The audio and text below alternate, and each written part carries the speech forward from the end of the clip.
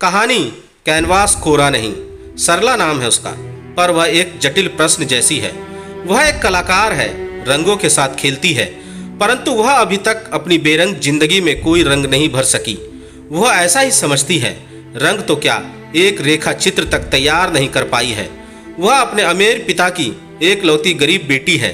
पिता की दौलत के साथ उसने अपनी सूनी मांग सजाने के लिए अपनी मर्जी का सिंदूर रंग तो खरीद लिया था, परंतु यह उसको बदकिस्मती थी कि उसको अपनी मांग में अधिक समय तक सजा कर नहीं रख सकी।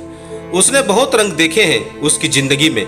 हर समय उसने एक एहसास को जीना चाहा कि उसकी जिंदगी रंगों से भरी है। रंग भरे रंगीन गुब्बारों जैसी जिंदगी के जिस पहलू से टकराएगी उसको रंगों से भर देगी, पर उसके एहसास की यह कड़ी एक एहसास मात्र तक ही सीमित रही। उसके अधिक कुछ भी ना बन सकी। रफीक एक पहाड़ी मजदूर है जो उसकी जिंदगी के साथ बिल्कुल वैसी ही टकरा गया था जैसे होली के दिन किसी राहगीर से अचानक किसी मकान की छत से रंग भरा गुब्बारा आ टकराता है। फर्क शायद इतना ही था कि उस राहगीर को इस तरह अचानक रंगा जाना अच्छा नहीं लगा, लेकिन उसके लिए रफीक का अचानक इस तरह मिल जाना किसी सुख भरी आमदन जैसा था। उसके मिलने से पहले उसे अपना अस्तित्व मिट्टी की धूल के घने गुब्बारे में भटकता हुआ महसूस होता था, जिसमें सांस लेना मुश्किल हो जाता है, आंखें भींची रहती है और लगता है फेफड़ों में मिट्टी की धूल भर गई है, जैसे मौत की आमद का एहसास। पर उससे मिलने के पश्चात लगा हवा स्वच्छ हो गई है, फेफड़ों में से मिट्टी धुल गई है और अब यह खुलकर सांस ले सकेगी, जैसे जिंदगी को जीने का एहसास हो गया हो। रफीक जैसे किसी फुहार सा उसके जीवन में चला आया था, पानी की वो बूंदें लेकर जिसमें धूल के गुब्बारे दब गए थे। पीठ पर जलाने वाली लकड़ियों का गट्ठर उठाए वह उसके घर की दहलीज लांग आया था। वह अपने बरामदे में ईजल के सामने खड़ी देर से कोरे कैनवास को घूर रही थी। बीबी जी, लकड़ी किधर रखनी है? आवाज ने उसका ध्यान अपनी ओर खींचा था।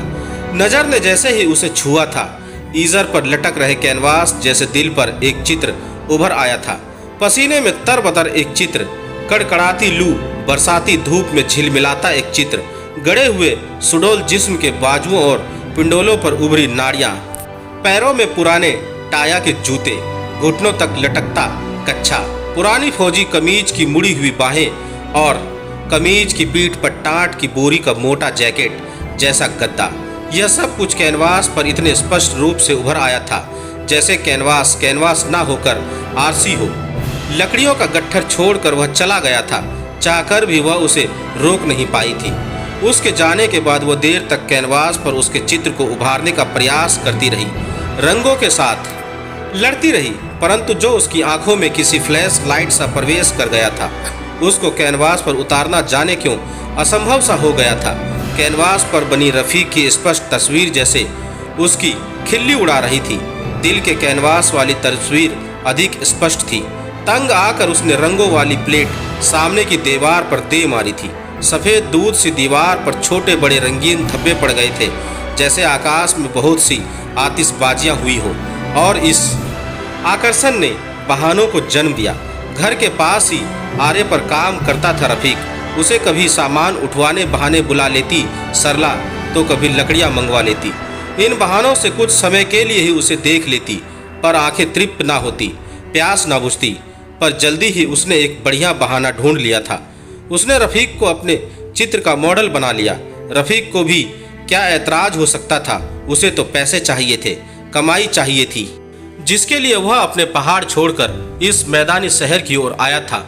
उसके चित्रों का मॉडल बनते बनते रफीक उसके काफी नजदीक हो चला था। उसने अपने बारे में बहुत कुछ बताया था कि वह सन्नासर के पास ही एक गांव में रहता है। उसकी एक छोटी बहन है और 2 भाई है। उसके अब्बा हैं, अम्मी हैं, रिश्तेदार हैं। वह मिडिल क्लास पास है। उसकी जमीन में उसके सेंगे, हाड़ियों और नाखों के दरख्त हैं। खेती बाड़ी है, थोड़ी बहुत मकई और चावल हो जाते हैं। उनका एक छोटा सा घर पहाड़ी के ढलान पर है और बहुत कुछ बताया था उसने। लाल चश्मे के बारे में, लोगों के बारे में, खूबसूरती और प्रेम कहानियों के बारे में। रफीक के कराए हुए लोगों की कल्पना उसे बहुत प्यारी लगती और वह कह उठती, इस बार मैं सन्नासर जरूर आऊंगी और तुम्हारा गांव भी देखूंगी। जरूर आइएगा मेम साहब, रफीक कहता। बड़ी प्यारी जगह है, बड़ा बड़ा टूरिस्ट लोग आता है वहाँ। होटल वगैरह तो नहीं, पर टूरिस्ट क्वार्टर बहुत हैं। अच्छा, सरला भोली सी बनती हुई कहती, जी मेम साहब पास ही है। और फिर वह वहाँ जाने का रास्ता बताने लगा। गर्मी आ गई थी। रफ़ीक अपने गांव पहाड़ों की ओर चला गया था। गर्मी का मौसम यह अपने पहाड़ी इलाके में ही बिताता है। सर्दी में पहाड़ों पर बर्फ भी पड़ती है, इसलिए वह इन दिनों में 4 पैसे कमाने के लिए जम्मू शहर की ओर चला जाता है तो बहुत भोला, लेकिन शहर की हवा खाकर थोड़ा चतुर भी हो गया है। उसके साथ ही आरे पर काम करने वाले फजलू ने जब उसका मजाक उड़ाते हुए मेम साहब के बारे में पूछा था, तब उसने कहा था, हाँ फजलुआ, कुछ समझ में नहीं आता। मेम साहब मेरी तस्वीर बनाते समय बड़े प्यार से देखती है। उनकी आंखें देखकर मुझे सलमा की याद आ जाती है। वो भी उतने ही प्यार से देखती है। पर सच कहूँ फजलुआ, यह मेम साहब मेरी सलमा की बराबरी नहीं कर सकती। यह बड़े लोग प्यार मोहब्बत नहीं, सिर्फ वक्त पास करना जानते हैं। सरला सन्नासर आ गई थी। 2 कमरों का एक क्वार्टर किराए पर ले लिया था उसने। गर्मी की छुट्टियां बिताने और बहुत से सैलानी भी आए हुए थे। कुछ ही दिनों में सभी बंगले किराए पर चढ़ गए थे। दूर दूर तक फैली ढलान हरी घास की मखमली चादर में लिपटी हुई, दूर देवदार और चीड़ के घने जंगलों तक फैली हुई पहाड़ी ढलान। उसका जी चाहता वह बिना रुके इस मखमली ढलानों में दूर तक फिसलती चली जाए। वो दूर तक जहाँ देवदार और चीड़ के ये ऊंचे लंबे दरख्त जंगल का रूप धारण करने लगते हैं। सरला को यह जगह की बहुत पसंद आई थी। वह सोचती, मैं पहले क्यों नहीं आई यहाँ। सुबह शाम की शबनम बादलों के टुकड़ों को दरख्तों में अटकती हुई, सफ़ेद धुंध, घास चरते हुए भेड़ बकरियों के झुंड, कंबलों में लिपटे हुए सलवार कमीज और जैकेट पहने हुए पहाड़ी लोग, यह सब उसे किसी स्वप्न सा लगता। कोई भी खूबसूरत नज़ारा जो इंसान ने पहले कभी न देखी हो, कुछ देर के लिए सपने जैसा लगता है।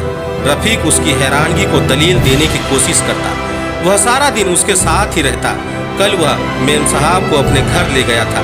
पहाड़ी चढ़ती पतली डंडी का सफ़र बेशक थका देने वाला था, पर सरला के लिए यह बड़ा प्यारा अनुभव था। पहाड़ी ढलान में कितना प्यारा लगता था। रफ़ीक का घर बेतरतीब सी सिलाओं को बड़ी तरतीब के साथ दीवारों का रूप दे दिया गया था। घर की जिस चारपाई पर वह बैठी थी, उस पर बिछी हुई चादर में से दूध की महक आती हुई महसूस होती थी। रफ़ीक के छोटे भाई बहन के दरवाजे खिड़कियों के पीछे में से छुप छुप कर देखते हंसते चेहरे याद आते ही उसके चेहरे पर मुस्कुराहट बिखर जाती। कल रात ही उसने एक चित्र बनाया था, रफ़ीक के घर का चित्र, जिसमें कमरे के अंदर से दरवाजे खिड़कियों के बाहर का दृश्य नजर आता था और उनके पीछे से झांकते आधे छुपे मुस्कुराते चेहरे। रफ़ीक ने जब चित्र देखा तो झट से बोल पड़ा, यह तो हमारे घर की तस्वीर है और यह मेरे भाई बहन झांक रहे हैं। सचमुच कमाल कर दिया आपने। फिर कुछ सोचकर बोला, आपको एक तस्वीर मेरे लिए बनानी पड़ेगी मेम साहब। एक क्यों, तुम जितनी चाहो, सरला का उत्तर था। नहीं, सिर्फ एक ही, सलमा की। मैं अभी उसे लाता हूँ, कहकर वह क्वार्टर से निकल गया था। सलमा का नाम सुनते ही सरला के पाँव के नीचे से जैसे जमीन ही खिसक गई थी। वह देर तक सोचती रही, यह सलमा कौन है? कहीं उसकी मंगेतर तो नहीं? एकदम नया नाम था उसके लिए। रफ़ीक ने तो पहले उसका जिक्र तक नहीं किया था और कुछ देर बाद ही वह सलमा का चित्र बना रही थी। शरमाई हुई कजरारी आंखों वाली दूध सी सफ़ेद सलमा का चित्र, एक पहाड़ी परी पर चित्र। हाय कितना प्यारा सा चित्र। सरला हैरान थी कि इस खूबसूरती को उसने रंगों में कैसे ढाल लिया।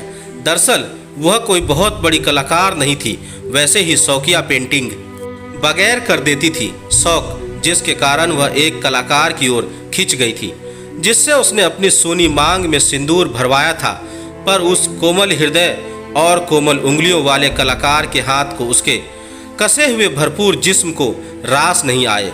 उसको तो चाहिए था एक भरा भरा गठीला नर शरीर जो उसे बुरी तरह झंझोर डालता। रफ़ीक बड़ा खुश था, बार बार कह उठता, मेम साहब आपने मेरी सलमा की बहुत अच्छी तस्वीर बनाई है, सचमुच अच्छी बनी है। उसने जानबूझकर पूछ लिया, हाँ जी बहुत अच्छी बनी है, मैं सलमा को घर छोड़कर आता हूँ, फिर ले आऊँगा। वह मुस्कुरा पड़ी थी। रफ़ीक सलमा को छोड़ने चला गया। उसके जाने के बाद अचानक सरला ने महसूस किया कि वह कुछ खोने जा रही है। उसे ऐसा अजीब सी असुरक्षा का एहसास होने लगा। रफीक को मेरा होना पड़ेगा, हर हाल में मेरा होना पड़ेगा, उसने सोच लिया था। हवा का एक तेज झोंका आया और खिड़की धड़ाक से बंद हो गई। बाहर बूंदाबांदी होने लगी थी। रफीक बारिश में भीगा हुआ जब कमरे में दाखिल हुआ तब वह नाइटी पहने खिड़की के पास खड़ी थी। बिजली के न होने के कारण कमरे में हल्का अंधेरा था।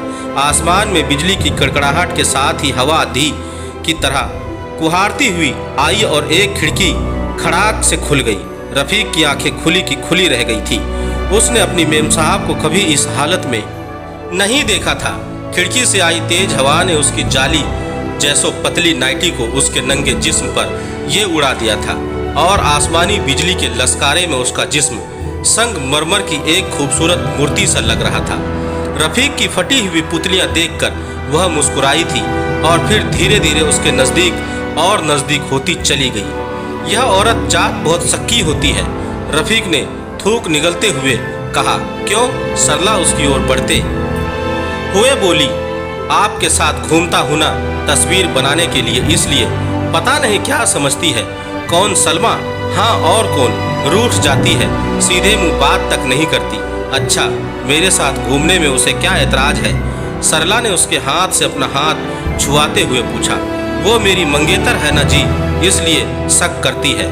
सरला उसके बिल्कुल नजदीक आ चुकी थी, इतनी नजदीक कि उसकी हल्की गर्म सांसें आपस में टकरा रही थी। उसके हाथ रफीक की चौड़ी छाती पर फिराते हुए उसकी कमीज के बटनों की ओर बढ़े। मैं तुम्हें कैसी लगती हूँ? बटन खोलते हुए उसने पूछा। रफीक ने अपने सूख गए होठों पर जीभ फेरी। अच्छी लगती है, पर आप यह क्या कर रही हैं? मैं आज तुम्हारा एक न्यूड बनाना चाहती हूँ। न्यूड? रफीक बुदबुदाया। माने नंगा चित्र? सरला ने सपाट किया। अचानक बिजली जोर से कड़की। ईजल पर लगा सलमा का मासूम सा शर्मिला चित्र अंधेरे की ओर फाड़ कर रफीक के दिलो दिमाग पर छा गया।